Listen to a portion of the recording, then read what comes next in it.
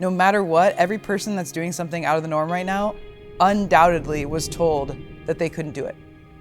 And sometimes the only person you can listen to is yourself. Sometimes there's literally no one else, not one person, that can see your vision and see what you're talking about, because people don't see those things and they project their own insecurities and their own fear of failure onto you because they can't see what you can see.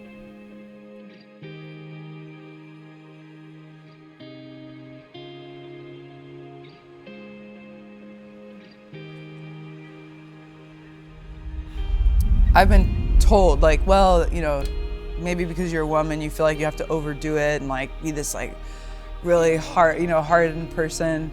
And again, there might be a little bit of that, but like that's who I've always been.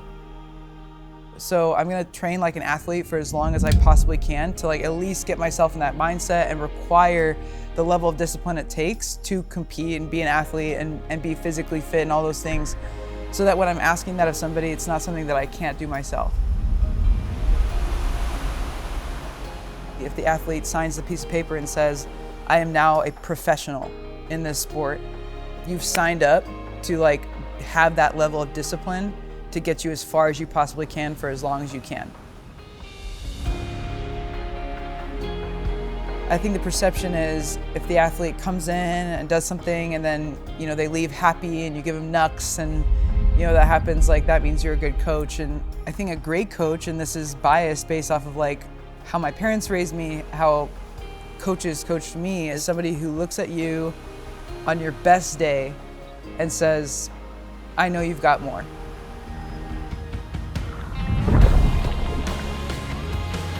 You know, whether they end up being in the big leagues or not is really not my main concern. It's developing them as young men and asking them to ask more of themselves without me there, without me there with a stopwatch or without me there on them, reading their metrics to them or whatever. Like, I want them to be able to call on themselves, to take themselves to another level and call on their own practice discipline that they have. And from a more global view, you know, after baseball, what does that look like for them? Like, I would be a failure as a coach if all I did for them is increase their batting average.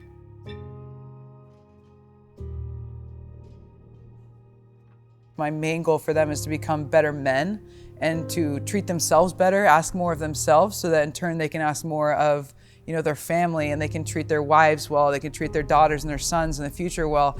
That's my main goal. It really has nothing to do with baseball, but baseball is the medium or the vehicle to get them there.